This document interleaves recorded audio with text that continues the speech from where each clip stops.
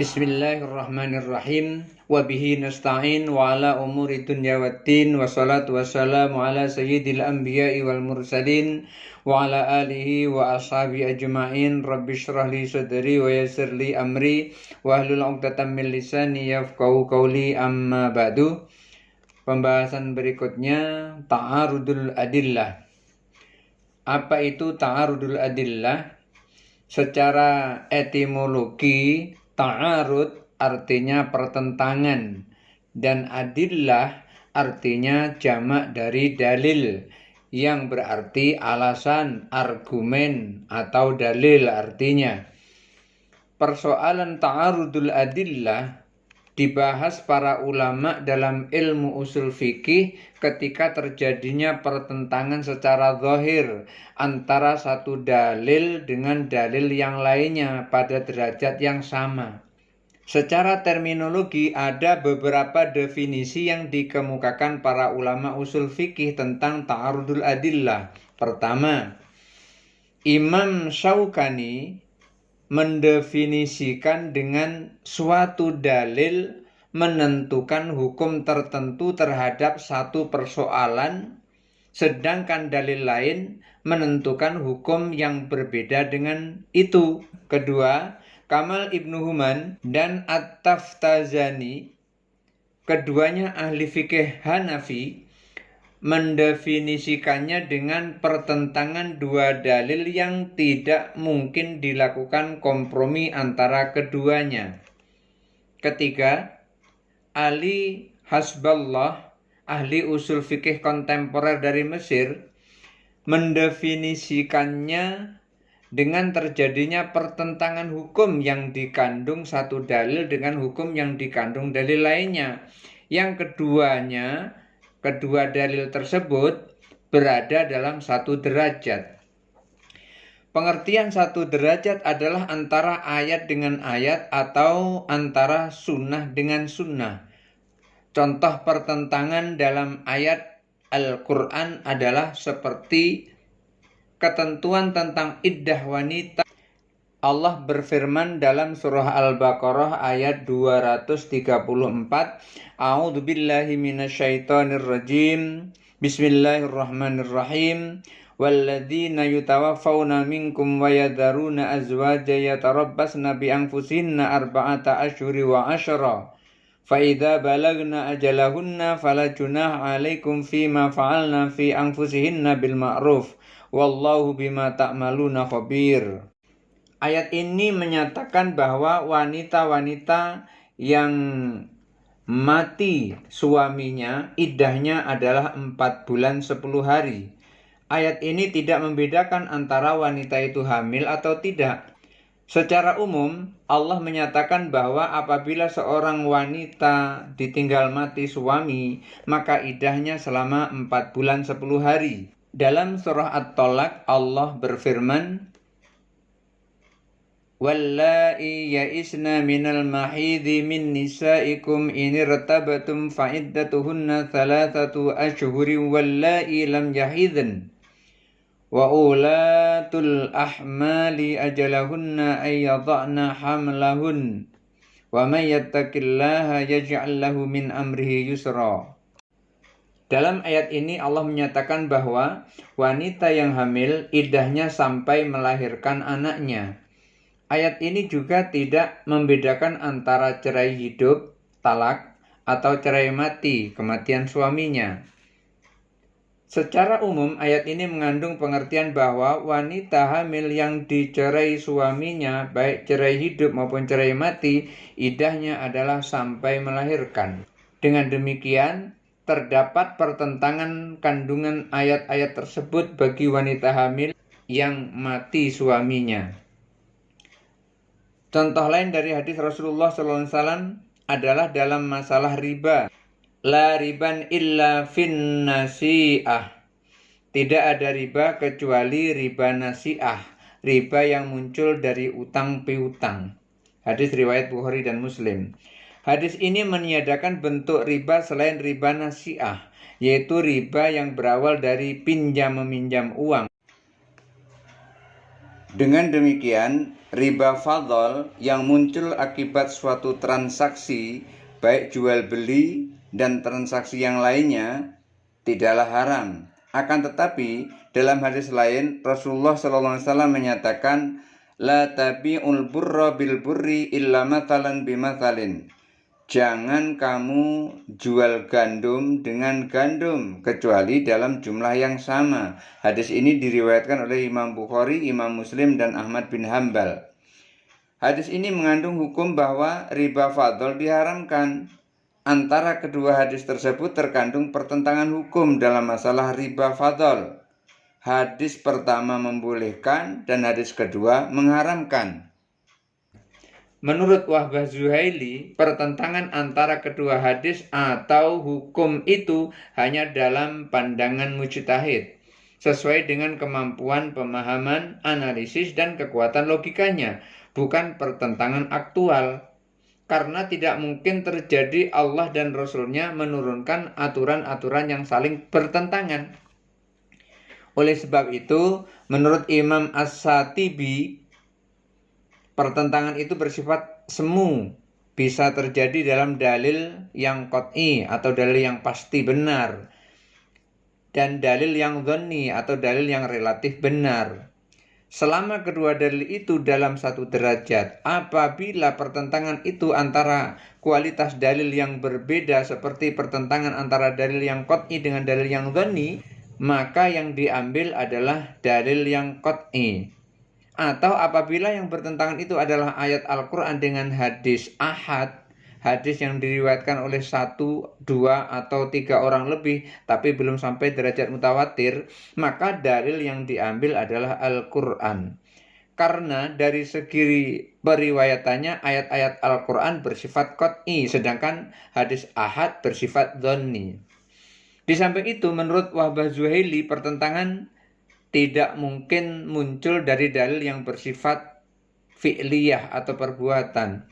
Seperti dalil yang menunjukkan Rasul berpuasa pada hari tertentu. Kemudian ada lagi dalil yang menyatakan bahwa pada hari itu ia juga berbuka. Lalu bagaimana cara menyelesaikan permasalahan seperti ini? Ada pertentangan dalil seperti itu. Cara menyelesaikan ta'arudul adillah apabila seorang mujtahid menemukan ada dua dalil yang bertentangan, maka ia dapat menggunakan dua cara penyelesaiannya. Kedua cara itu dikemukakan masing-masing oleh ulama Hanafiyah dan ulama Syafi'iyah. Pertama, menurut ulama Hanafiyah, bagaimana cara menyelesaikan ta'arudul adillah itu? Ulama Hanafiyah dan Hanabilah mengemukakan metode penyelesaian antara dua dalil yang bertentangan itu dengan cara pertama nasah. Nasah adalah membatalkan hukum yang ada didasarkan adanya dalil yang datang kemudian, yang mengandung hukum yang berbeda dengan hukum pertama. Dalam hubungan ini, seorang mujtahid harus berusaha untuk mencari sejarah munculnya kedua dalil tersebut. Apabila dalam pelacakannya satu dalil muncul lebih dahulu dari dalil lainnya, maka yang diambil adalah dalil yang datang kemudian. Dalam kasus pertentangan ayat yang berbicara tentang iddah wanita hamil yang tadi disampaikan, misalnya menurut jumhur ulama, Abdullah ibnu Mas'ud, sahabat Nabi, meriwayatkan bahwa ayat kedua, yaitu yang menyatakan bahwa iddah wanita hamil sampai melahirkan dalam surah At-Tolak tadi, datang kemudian dibanding ayat dalam surah Al-Baqarah yang menyatakan bahwa wanita yang ditinggal mati suaminya masa iddahnya adalah 4 bulan 10 hari.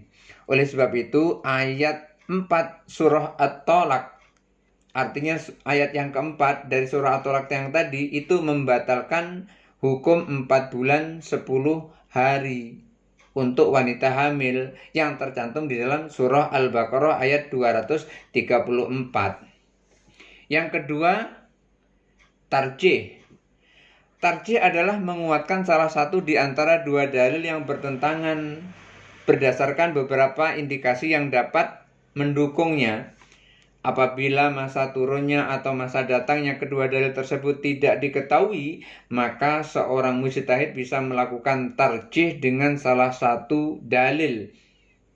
jika memungkinkan. Akan tetapi dalam melakukan tarjih itu pun mujtahid tersebut harus mengemukakan alasan-alasan lain yang membuat ia menguatkan dalil tersebut. Kenapa dalil itu kalau bisa lebih kuat? Dia harus mengemukakan alasannya. Tarjih itu bisa dilakukan dari 3 sisi. Pertama, penunjuk kandungan lafal suatu nas. Contohnya yang menguatkan nas yang muhkam, hukumnya pasti dan tidak bisa dinasahkan atau dibatalkan dari mufassar, hukumnya pasti tetapi masih bisa dinasahkan. Kedua, dari segi hukum yang dikandungnya seperti menguatkan dalil yang mengandung hukum haram dari dalil yang mengandung hukum boleh. Ketiga, dari sisi keadilan periwayatan suatu hadis. Cara ta'arudul adillah menyelesaikannya yang ketiga adalah al-jam'u wa taufiq. Al-jam'u wa taufiq yaitu mengumpulkan dalil-dalil yang bertentangan kemudian mengkompromikannya.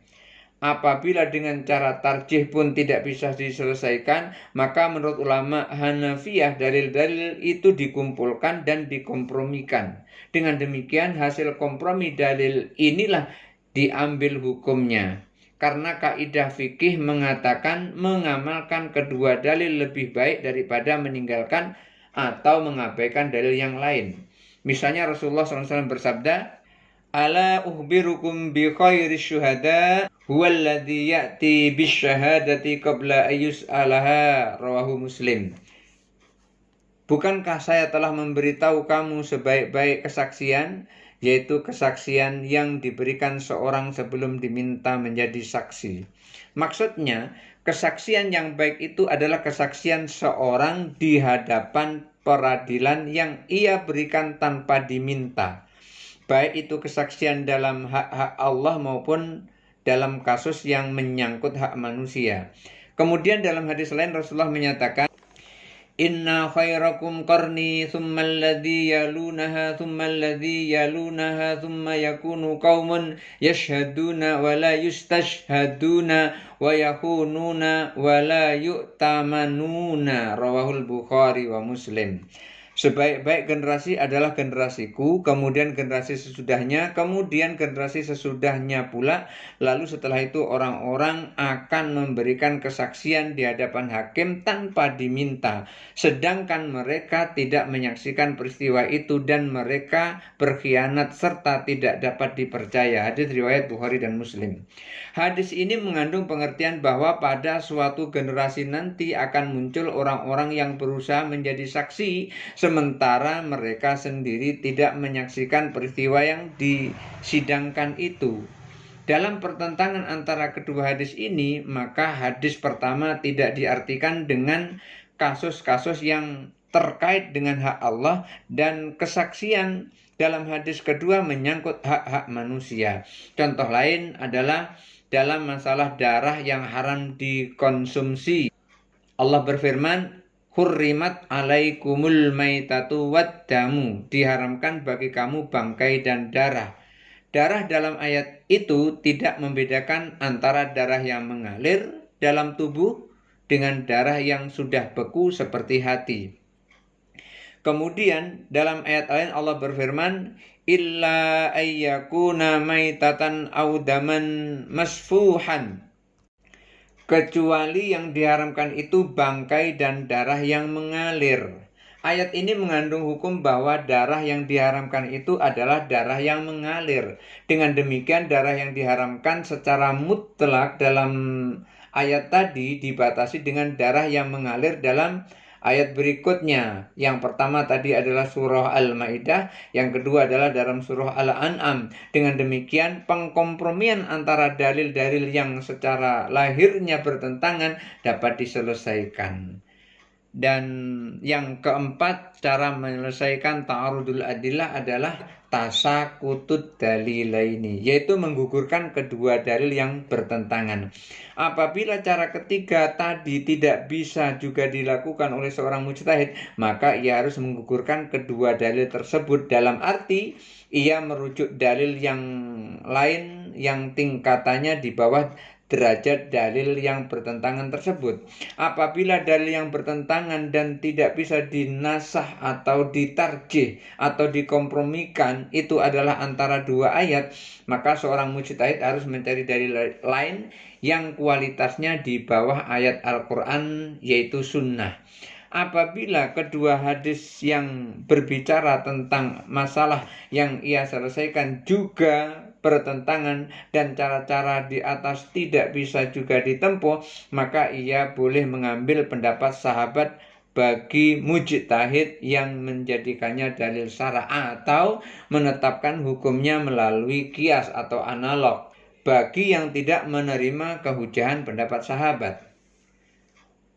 Seorang mujtahid menurut ulama Hanafiyah hanya dibolehkan memilih dalil yang kualitasnya rendah apabila ia telah melakukan upaya maksimal dalam melacak hadis yang kualitasnya lebih tinggi, tetapi nggak ketemu.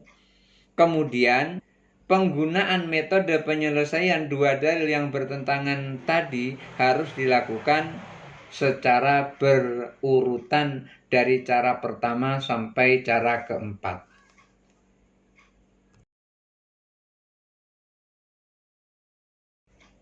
Kedua, menurut Syafi'iyah, Malikiyah, dan Zahiriyah, adapun cara menyelesaikan dua dalil yang bertentangan menurut ulama Syafi'iyah, Malikiyah, dan Zahiriyah adalah pertama, al-jam'u wa taufiq.